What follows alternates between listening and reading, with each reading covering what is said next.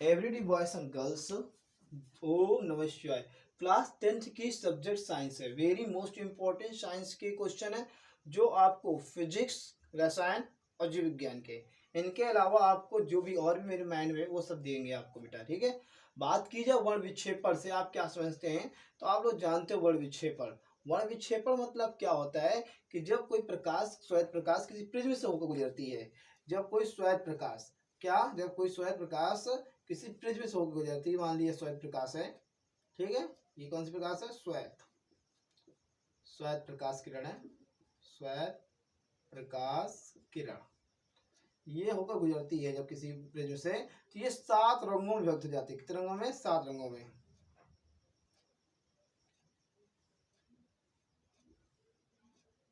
7 रंगों में व्यक्त हो जाती है। 7 रंगों में। कितने रंगों में व्यक्त होते थे? 7 रंगों में। तो इस तरह के 7 रंगों में व्यक्त हो जाती है, इसे ही वर्ण विक्षेपण कहते हैं।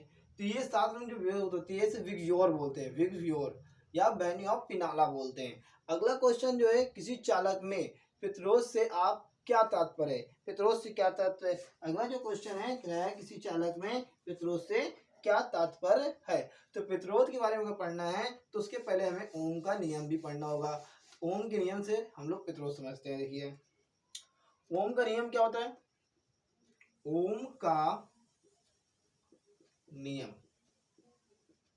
बात की जाए ओम के नियम के, तो ओम का नियम क्या होता है कि किसी चालक में, किसी चालक में प्रवाहित होने वाली धारा तथा उसमें उत्पन्न विभव के अंतर को ही, विभव के अनुपाती को ही, विभव के अनुपाती को ही क्या बोलते हैं? ओम का नियम बोलते हैं। मतलब किसी चालक में प्रवाहित धारा तथा उसके बीच में उत्पन्न विभवांतर के अनुपाती को ही ओम का नियम कहते हैं। जहां अगर v बराबर, अगर यहाँ इसको नीतांक हटाना है तो आई आर हो जाता है। तो अगर देखा जाए इसका मात्रक ओम भी होता है, तो अगर r बराबर देखा जाए तो r बराबर हो जाता है v बटे आई, v बटे आई हो जाता है। तो ये हमारा हो गया r बराबर v बटे आई। अगर बात की जाए, ये हमारे प्रतिरोध है, ठीक है। अब इसी समय प्रतिरोध का भी फार्मूला बन जाता है, प्रतिरोध की परिभाषा।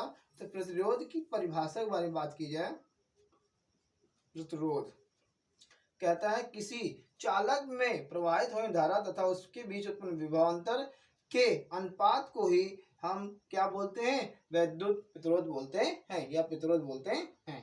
अगला क्वेश्चन के बारे में बात की जाए, कह रहा 15 सेंटीमीटर फोकस दूरी वाले अवतल दर्पण के सामने 30 सेंटीमीटर दूरी 30 सेंटीमीटर दूरी पर 2 सेंटीमीटर लंबाई की एक वस्तु रखी हुई है। बनने वाली प्रतिबिंब की स्थिति और लंबाई ज्ञात करना है। कुछ बहुत बढ़िया सवाल, सवाल तो बहुत सरल है। सवाल में क्या कह रहा है, आपको दिए है 15 सेंटीमीटर फोकस, तो एफ बराबर 15 सेंटीमीटर। अगर एफ अवतल दर्पण है तो एफ का मान भी क्या होगा? माइनस में होगा। वस्तु दूरी कितनी दी है? -30 सेंटीमीटर, ठीक। उसके बाद वस्तु की लंबाई कितनी दी है? वस्तु की लंबाई दी 2 सेंटीमीटर, ठीक। हमें ज्ञात क्या करना है? प्रतिबिंब की स्थिति। कहो क्या ज्ञात करना है? प्रतिबिंब की लंबाई। तो ये क्वेश्चन हमें, अब देखो हम ज्ञात करते हैं बहुत सरल तरीके से, ठीक है। तो हमारे पास फार्मूला क्या होता है? 1/f बराबर, दर्पण का लगाना है तो 1/f बराबर 1/v प्लस 1/u। वैल्यू रखिए 1/f का मान कितना है? f का मान माइनस का 15, v का मान नहीं मालूम, u का मान माइनस का 30, प्लस माइनस क्या हो जाएगा? माइनस हो जाएगा। यहाँ 1/-15, -30 इधर क्या हो जाएगा? प्लस हो जाएगा। 1/-15 प्लस 1/30 बराबर क्या हो जाएगा? 1/v। अगर इसको लासा ले हम तो कितना लासा लेंगे? 30, 15 दूनी 30, माइनस का 2 प्लस 30 के 30 प्लस 1 बराबर कितना हो जाएगा? 1/v। 2 में 1 गए तो माइनस का 1/30 बराबर 1/v, अर्थात v बराबर देखा जाए तो माइनस का 30 हो जाएगा। तो ये 30 सेंटीमीटर प्रतिबिंब की स्थिति आ गई। अब लंबाई के बारे में बात की जाए प्रतिबिंब की, तो सूत्र क्या होता है? m बराबर v/u, अर्थात I/o, ठीक। तो हमारे पास ये चारों डी, चारों में से 3 दी है, तो हम लिख देते v का मान -30, u का मान 15, ठीक। उसके बाद आपका -15 दे दें, कोई दिक्कत नहीं। ठीक, उसके बाद आई का मान ज्ञात करना है, ओ का मान 2, तो इसको हम त्रियक गुणा कराते हैं, त्रियक गुणा तो हो जाएगा 2 2 3 6 60। ठीक, अब माइनस माइनस खत्म हो जाएंगे, बराबर 15 गुणे आई तो 15 आई हो जाएगा, 15 गुणा में तो क्या जाएगा, बटे में जाएगा, आई बराबर क्या हो जाएगा 60/15, 15 चौको 60, अर्थात 4 सेंटीमीटर प्रतिबिंब बनेगा, और प्रतिबिंब जो लंबाई होगी वो 4 सेंटीमीटर होगी, कितनी होगी, 4 सेंटीमीटर। ओके, ये हमारा तीसरा सवाल हो गया। अब बात करते हैं तीसरे सवाल के बाद चौथे क्वेश्चन में प्रकाश। तो प्रकाश के बारे में समझ लीजिए, प्रकाश होता क्या है, प्रकाश से मतलब क्या है। प्रकाश में इंपॉर्टेंट क्वेश्चन देख लीजिए, तो प्रकाश के इंपॉर्टेंट क्वेश्चन क्या क्या है, ध्यान दीजिए। कह रहा है प्रकाश, तो प्रकाश पहली बात तो क्या है, प्रकाश के बारे में बात की जाए तो प्रकाश एक प्रकार की ऊर्जा है जिसके द्वारा हम सभी वस्तुओं को देख सकते हैं, इसे प्रकाश कहते हैं। प्रकाश के दो भाग किए गए, प्रकाश का परावर्तन, प्रकाश का परावर्तन, और दूसरा नाम इसका है प्रकाश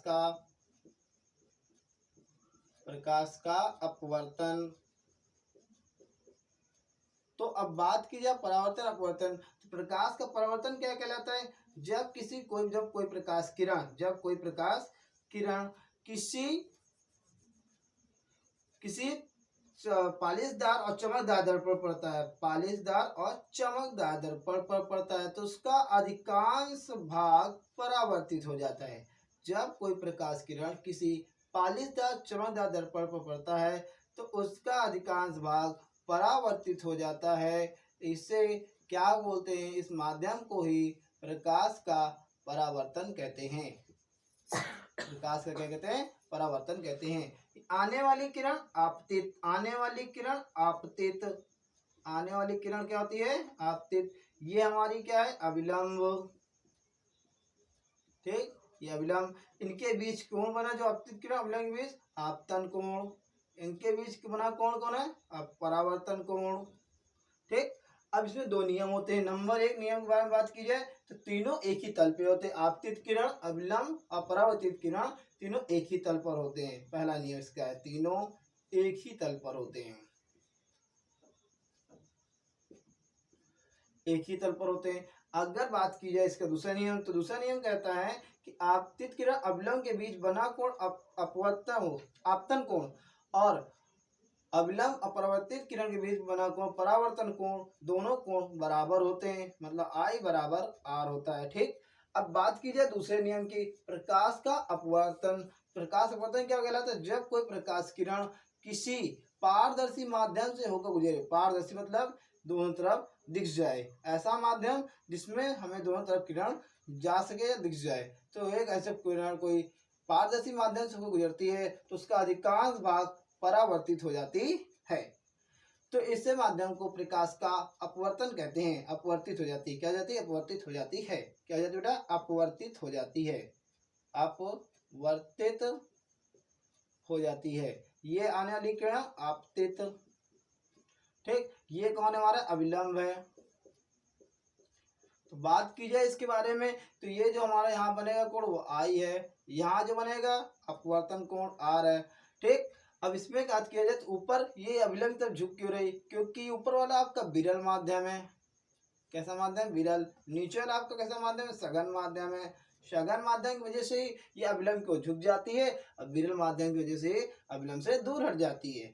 तो ऐसे में भी दो नियम है। पहला नियम इसमें क्या है, तीनों एक ही तल पर होते हैं।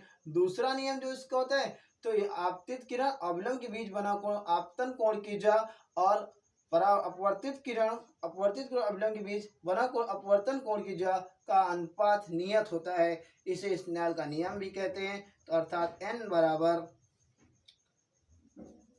बराबर हो जाता है साइन I बटे साइन R होता है, इसे स्नेल का नियम भी कहते हैं। तो हम आपको इसमें प्रकाश के बारे में बता चुके हैं। अब हम बात करते हैं रसायन विज्ञान की।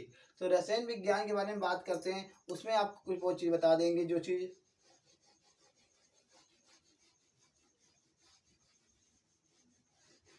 रसायन विज्ञान क्या होता है। रसायन विज्ञान में हम लोग कार्बन की संयोजकता पढ़ते हैं तो कार्बन संयोजकता कितनी होती है, कार्बन के होते हैं 6, कार्बन कितने होते हैं 6, 6 में देखा जाए 2 4, मतलब संयोजकता कितनी होती है इसकी 4, मतलब कार्बन जो होता है वो 4 लोगों से संयोग कर सकता है। कार्बन की जो संयोजकता होती है वो 4 होती है, कितनी होती है बेटा 4, तो कार्बन संयोजकता 4 होती है। अगर इसके कार्बन संयोजकता में संक्षिप्त टिप्पणी देना है तो क्या करोगे, कार्बन ऐसी श्रृंखला है जो हाइड्रोजन बॉन्ड से बनाकर बनाई जाती है, इसे कार्बन की संयोजकता कहते हैं। ये 4 हाइड्रोजन को लेकर अकेले जुड़ जाता है, इसे कार्बन की संयोजकता कहते हैं। अगर इसी में बात की जाए इसमें कैसे बनाया जाए, अगर कार्बन को एकल बॉन्ड से माना गया तो ये हमारा एन होता है, एन होता है। अगर यही जगह डबल बॉन्ड हो जाए, ये एकल बॉन्ड है, डबल बॉन्ड हो जाए तो होता है इन होता है, ट्रिपल बॉन्ड हो जाए तो हो जाता है आइन हो जाता है। तो ये हमारे केमिस्ट्री के कुछ क्वेश्चन है, बल्कि मैं केमिस्ट्री पढ़ाता नहीं हूँ बेटा, ठीक है, इसलिए बहुत ध्यान से थोड़ा समझिए, ठीक। और उसके बाद बात की जाए कि इसमें कुछ क्रिया हैं, जैसे संयोजन क्रिया। संयोजन क्रिया क्या कहलाती है, संयोजन क्रिया वो क्रिया होती है जिसमें एकल दो या दो से अधिक अवकारक मिलकर एकल उत्पाद का निर्माण करते हैं। जब 2 या 2 से अधिक, जैसे हमने ले लिया CaO और H2O, ये दोनों को अगर हम क्रिया कराते हैं, 2 या 2 से अधिक अवकारक मिलकर एकल उत्पाद का निर्माण करते हैं, CaOH का होल ट्वाइस इसका निर्माण करते हैं, इसे क्या कहते हैं, संयोजन अभिक्रिया कहते हैं। मगर वियोजन अभिक्रिया के बारे में बात की जाए तो वियोजन अभिक्रिया ऐसी अभिक्रिया है जो संयोजन अभिक्रिया के विपरीत होती है। मतलब एकल अभिकारक टूट करके 2 या 2 से अधिक उत्पाद में टूट जाए, 2 या 2 से अधिक उत्पाद में टूट जाए, उसे क्या कहते हैं, वियोजन अभिक्रिया कहते हैं। हमने इसी में एग्जांपल दे दिया, यहाँ देखो ये संयोजन, ये वियोजन, इसकी विपरीत क्रिया हो रही है, तो ये संयोजन है और ये क्या है, वियोजन अभिक्रिया है, ठीक। अब इसके बाद बात की जाए इसके आगे कुछ ऐसी और भी चीजें, जैसे आपको बता दें IUPAC में हमारे कुछ चीजें लिखी हुई हैं, HCHO, फिर उसके बाद लिखा है HCCH3 CH double bond CH2, ये इसके रासायनिक नाम आप लोग याद कर लेना। बेकिंग पाउडर, खाने वाला सोडा, रासायनिक सूत्र इसका भी याद कर लेना, जिसका सोडियम बाइकार्बोनेट होता है, ठीक। उसके बाद बात की जाए योगात्मक क्रिया, योगात्मक क्रिया की परिभाषा भी आप लोग याद कर लेना, इसका पूरी निगमन भी, इसका मतलब विशेष सूत्र, रासायनिक सूत्र याद कर लेना। द्विविस्थापन अभिक्रिया, रासायनिक अभिक्रिया याद करना, उदासीनी अभिक्रिया भी याद कर लेना। ये वेरी मोस्ट इंपॉर्टेंट क्वेश्चन है जो आपके एग्जाम में कई बार आ चुके हैं। अब बात की जाए कि बायोलॉजी, क्या बात की जाए, बायोलॉजी के बारे में बात की जाए तो बायोलॉजी के बारे में बात करें आपके,